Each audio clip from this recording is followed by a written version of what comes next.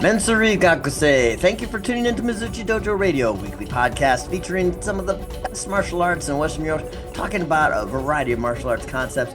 I'm your host, Bill Reynolds, and with me today are these panelists. We've got Rob Guida. He has been training since 2010 and has a second degree black belt in Kenpo karate. And also joining us today is Brandon Serwinski, who has, I see there, has a second Q in Krav Maga, training since 2009. There's more information about these panelists in our show notes, so feel free to read them and learn more. But that said, we're going to talk today about what is Kenpo. It's been discussed before. I think we've done this in more than one time. I think even Rob, you came on and were like saying, "Why are you guys talking bad about Kenpo?" And tried to give us some little education. But I think today to like just make it maybe more illustrative, we talked about the idea of what is Kenpo versus what is karate. And since everybody in here has trained in both, I think it'd probably be an interesting discussion. Um, well, yeah, Rob, why don't you get us started on this one, Hajime?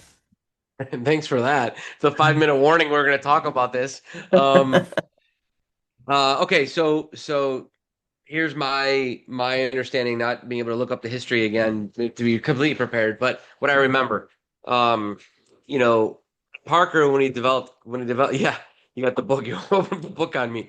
Ed Parker. Okay, the Kempo's been around for a long time. People call it the Kempo. When we're talking about American Kempo. Ed Parker took what he learned in Hawaii, brought it to America, called it Ed Parker's Kempo Karate or American Kempo Karate. But it was referred to as Kenpo, not karate. He added the karate because of marketing. People knew what karate was, as opposed to what Kenpo was. And so my understanding is, the old timers would say never call it karate, it's Kenpo. And so the thought that it was different was instilled in them, and I've heard those stories kind of pass to me where, now it's kind of, you know, blurred together where we call it Kempo karate, but back in the day, apparently it was not called that. It was just called Kempo. And as a marketing tool, he added the karate so people understood what the hell it was. Um, okay. So again, basic differences from my understanding is he worked a lot with kung fu practitioners and Wing Chun practitioners and different styles and incorporated that into the judo and the boxing and the karate that he knew to make a system that wasn't linear, but it wasn't also circular, but was linear and circular, which is a little more unique than my basic understanding of what traditional karate is, Bill, and you'd have to correct me. I never studied traditional karate, but where it's much more linear, his art was, you stop a line, you start a circle.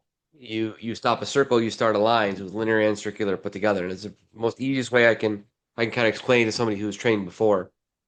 So you might punch, but after the punch, you might rebound and do a back knuckle circular movement or do like a back knuckle. You don't rechamber the punch and go again and punch.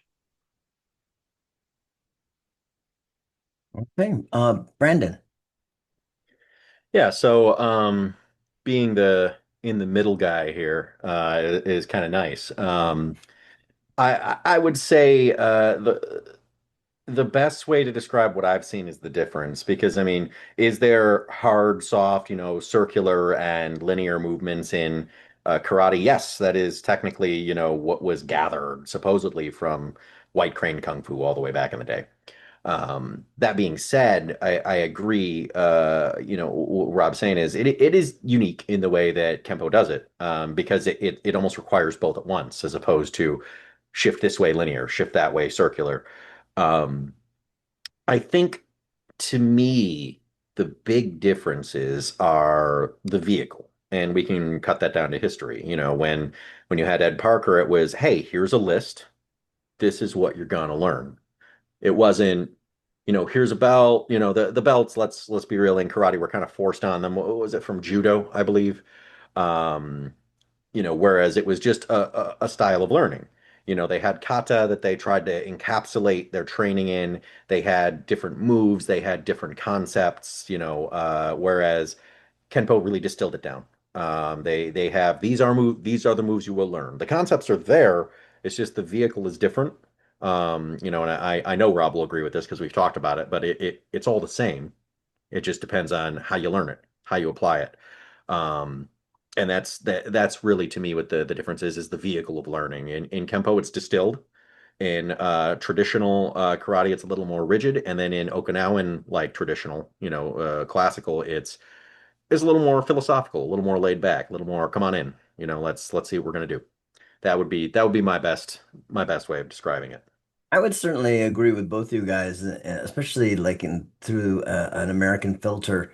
Um, you know, uh, for those regular listeners to our podcast, they'll know that I did a what could be considered a filler episode on the family tree of martial arts, and fair to say that karate and Kenpo share a very similar uncle or mother or whatever you want to say. Um, it's very different biologically, but just to say that, you know, when we consider Korean martial arts, people are inclined to say, "Oh, Taekwondo," but only somebody who's, knowledgeable knows. Well, if you're talking about unarmed combat systems in Korea, Taekwondo isn't the only kid in town. There's Hapkido and Taikion, and there's another one. Thanks, Um, Sudo. no, no, it's like Seido or something like that. They're a bunch. They have a bunch out there, right? So, is karate the only thing that the Okinawans came up with? No, I don't think so. From my opinion, there's karate and there's Kenpo, and they're not the same. They probably have the same origin point in the Shaolin monks that came over from China around the late 1400s and went up through Okinawa to Japan and shared the same root Shaolin stuff. As much as like you mentioned the white crane style that like would come in later in the 1700s or something like that. Um, these things morph and grow over time. We're talking about generally for most of these martial arts, hundreds and hundreds of years of practice and development. But yeah, to my mind, they're not one and the same. They're not synonymous, but they clearly grew up close to each other. So that there's some definite similarities and concepts.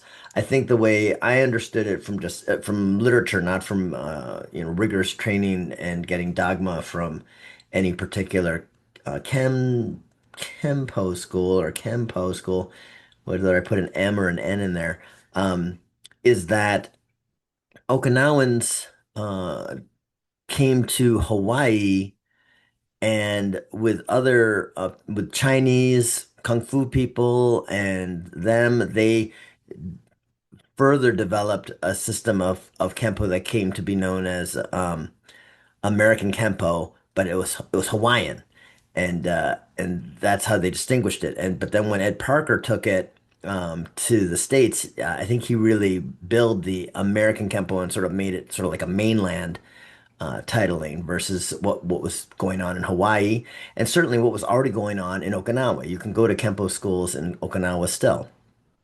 So that, just like I'm sure you can find Hapkido schools in Korea somewhere, in addition to Taekwondo schools.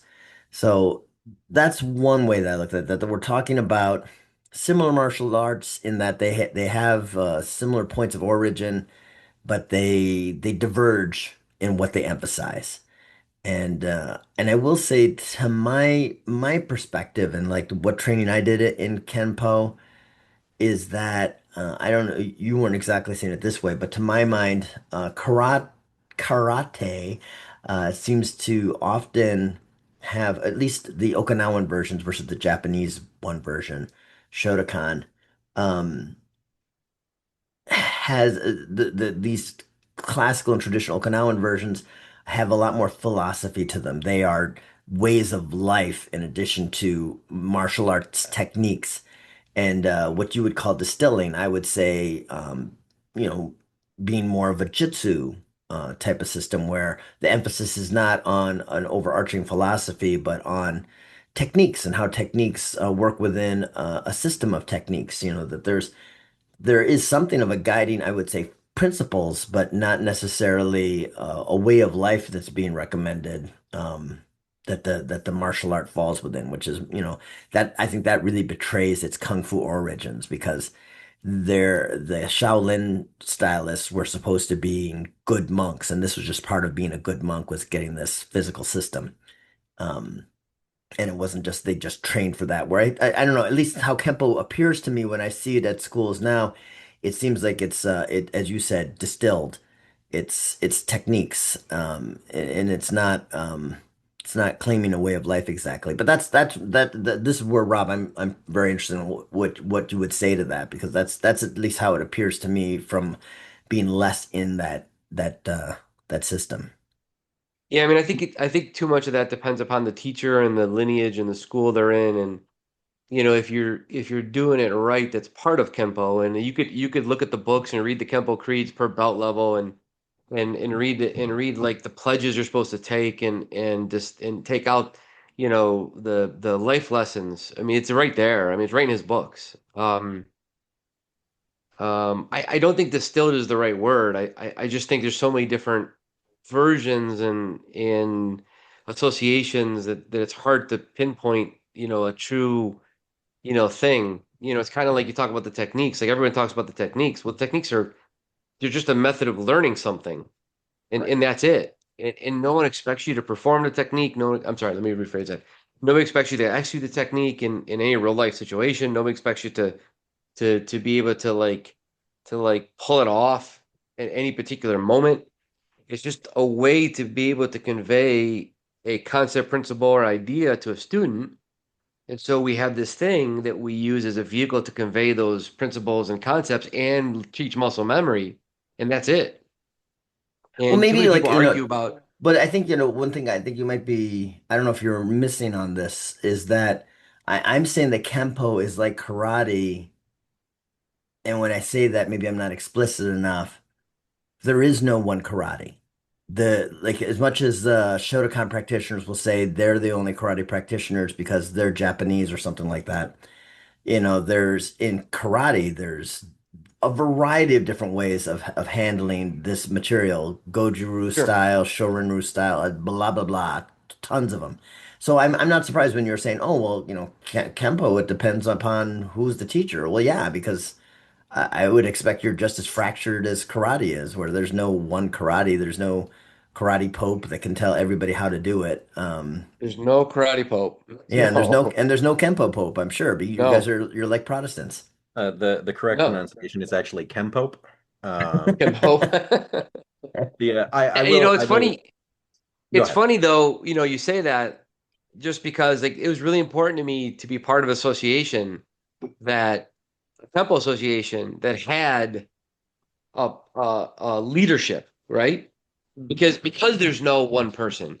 Like you get that one person when you say I'm part of like Kempo International and these three people lead Kempo International. If there's a question about what you're teaching or how you're teaching or the teacher themselves, that's who makes the decision, right? It doesn't mean to say that I can't go out and teach course on my own and not be part of Camp International, but it was important to me to be part of that. And so you get that in associations, you get those that silo effect, those pillars. But you're right. I mean, like there's so many. I think at the danger of sounding too philosophical, you're both correct at the same time. Maybe distilled was the wrong word. Maybe Ed compiled. So he compiled it in a certain way to turn it into a different vehicle instead of so I would say there is still, just like Rob said, there's life lessons, there's a way of life in the Kempo, but it's not simultaneously, it's not the one that was being taught in Okinawa. Ed wanted his own meaning. And so there's that instilled in what he learned and what he interpreted. One thing that's really fun about us as humans is we can absolutely disagree so interestingly on what we agree on and create so many versions of the exact same thing. It's kind of beautiful, really. At the end of the day, it's all fundamentals, right? Body structure, uh, musculoskeletal like control, Two hands, two breathing. feet, unless you're an amputee. Yeah. 2 hands, Unless two then, feet, yeah, one head. right. Plant your, yeah, and just in general, it's all the same stuff, but it's a different interpretation of it. It's each person's interpretation. There's a reason that Japan, with its very imperialistic stance, came up to Miyagi and came up to, um, oh goodness, I'm forgetting his name. I always give him crap too. Tobuchuki? Shokan. Oh Yeah, no. Oh no. Moto, Shotokan Funakoshi. Funakoshi. I always give Funakoshi crap because he got beat up by Motobu Choki. Um, Yes. because Motobu Tobuchuki. was up. But there's a reason, they all saw the same stuff. They all saw the same Todi, and they arrived at their thing, and that's why they all just conversed because they were living their lives. They were being humans, saying the exact same thing to each other, but somehow it came out different. And Ed Parker did the same thing with what the Hawaiian group did when they saw the same thing and they had an interpretation. He took it, he interpreted it. His just it's not distilled, it's not missing a way of life. It's his. It's just like how Yes. something as simple as Krav Maga, which was literally just a dude beating up Nazis, was then asked by Israel to go make like a basic military training system. Then that got popular. And oh my goodness, there's so many organizations of that. Like somehow they caught up. Yeah. So It's let's like, is it even possible to have this original question, which was Kenpo versus karate, when I think we're sure. both saying here though that the word Kenpo represents a family of similar systems that have different interpretations and teaching styles depending upon the master instructor, the organization that you're, following. And same thing goes for karate. I mean, there's a variety of different versions of karate. None of them they're sort of similar, but they definitely have their differences. So how can you compare then? In Well, what way are let those me ask you families this. comparable? Yeah, sure. Are the Chinese the same as the Japanese? Absolutely. Okay, that is so interesting coming from you. I guess I have to defer. No, no, I'm no, no. Okay, extremely white. go Um, ahead. Go ahead. but no, yeah. You have the Chinese, you have the Japanese, right? They're different. Not, I mean, they're in the same area. They have All right. similar character languages. Chinese languages, the two of them, the two primaries are much, much bigger, but they're all character languages. But oh my God, if you're like, well, you're all Chinese to a northern Chinaman compared to a southern Mm, Chinaman, and they're like, what? yeah. It's the same thing, right? I mean, I've gone to some Krav Maga schools and I'm like, well, that's not really Krav Maga. It is, it's the Right. same as karate. You go to Shotokan schools and you're like, are you training for like a bathroom emergency sometimes? They're squatting so low, and then other times you're like, okay, you're a little more traditional. It's just going to change per school. But yeah, you can still hone in on the difference, right? Like, for instance, Bill, your Mizuchi-do is based on Isshin-Ryu, Mm. which is, based on Shorinru. yeah, Shonryu and I think Goju-Ryu, right? Um, Yeah, the primary the founder for Isshin-Ryu originally was got their black belt in Shorin-Ryu and was Mhm. an instructor in Shorin-Ryu, and they originally broke off to have a school on doing Shorin-Ryu, but then decided to change it to Isshin-Ryu. Right. Uh, So but you they can also almost, credit other teachers, like you said, that could be yeah. described as Goju and Oh, Shorinji-Ryu. sure, that's okay. I see what you're saying. So yeah, Tatsuo, right? Dragon Tatsu Sumbuko. Shimabuku. It was his interpretation. Mm. And then Fred Parker, I mean, you could even say like, okay, so Tatsuo came from Shorin-Ryu, which you could say, yeah, Goju was there too. For Ed Parker, we had this, it's Kenpo, right? So you could even argue that there's maybe a little bit more wushu, maybe a little bit more kung fu in the insistence upon the circular motion after the straight motion in Kenpo versus, karate, which is Well, much more when I heard Rob saying that, I actually thought of Shotokan. Shotokan is famously linear and no circular motions, where right, right. Isshin-Ryu has a fairly good balance of circle and straight, Certainly. Yeah. Interesting. and Goju-Ryu has much more circle. A lot. Yeah. Yeah. So I To don't. answer your question, Bill, that you asked before, how do you compare them? I think you can look at the traditional bell curve of tempo schools and associations and cut out the ones in the end and look at the majority of them. And you can look at the Kempo International schools, the Vigoro schools, Larry Tatum schools, the Jeff Speakman schools, Mike Pick schools, where they all teach it a different way, but the principles are all the same. And so you can compare those principles and concepts to a different, you know, a different art.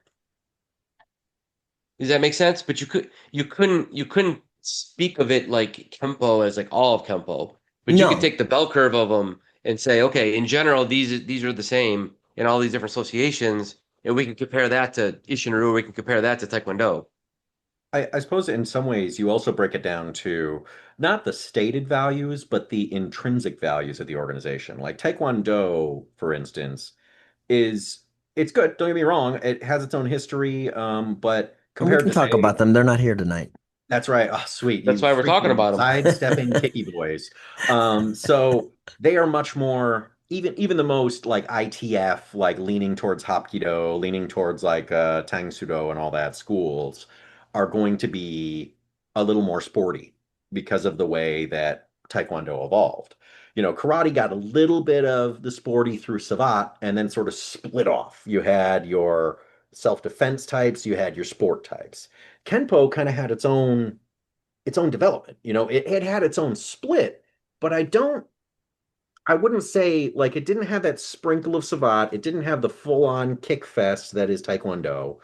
Um, it it has like you could break it down to something as simple as the ready stance. The ready stance in Isshin-Ryu is going to be facing forward and is again falling towards that way of life. It's much more, it's a respectful ready stance because it's part of, greeting the instructor and part of like you can take all the stances from it. There's some function, there's some tradition. The ready stance in Kenpo, to me, Rob, correct me if I'm wrong, it's very functional. Standing in that quasi-bladed stance and being able to react from any point is very functionally focused.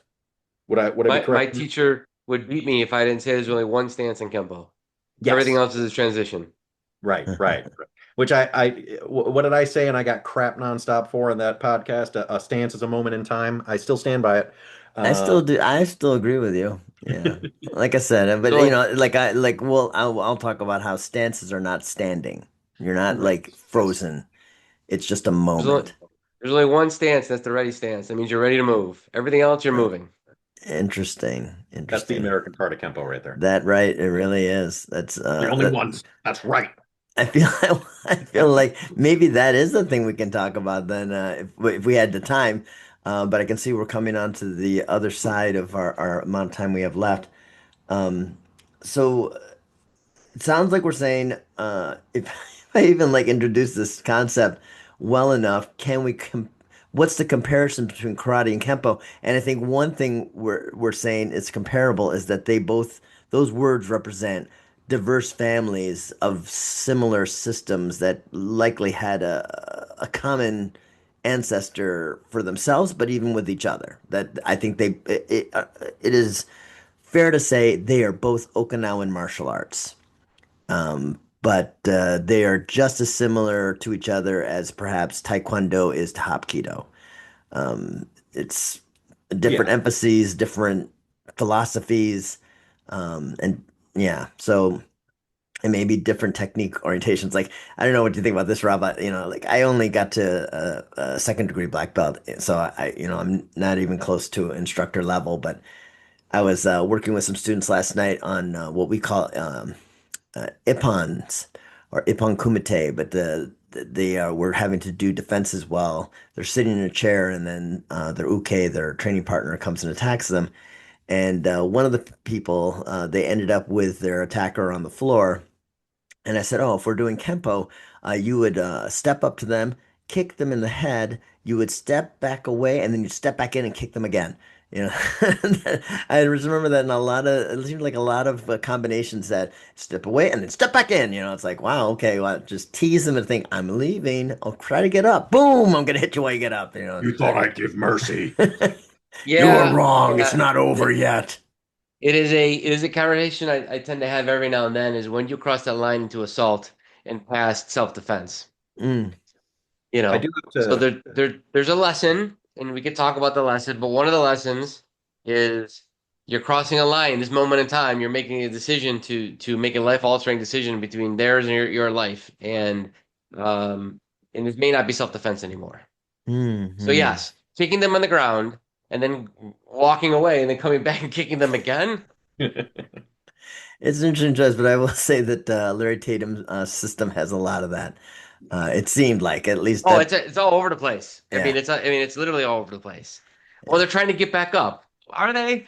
You know, or did you And Are just they, while burn he's them? getting up, are they yeah, crying, or are they trying to lubricate themselves to be slipperier? I don't know. that's Right. that's right. You They're know, still in the so fight.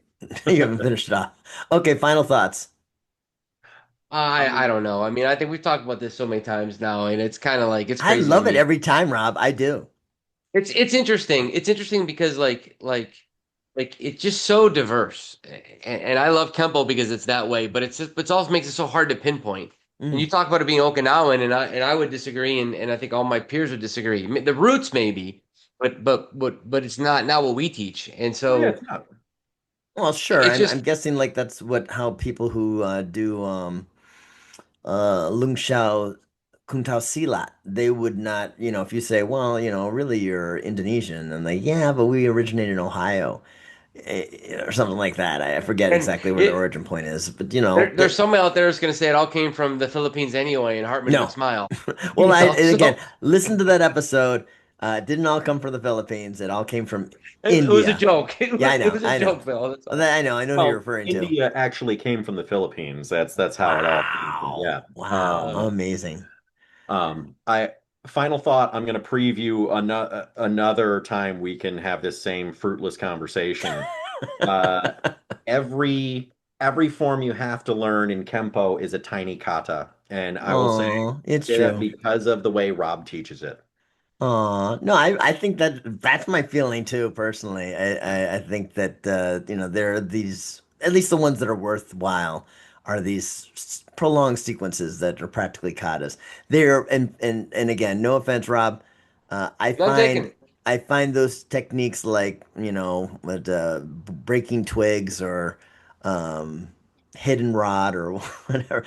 I feel like they're all like mini katas and are better than what I've seen as official Kenpo katas.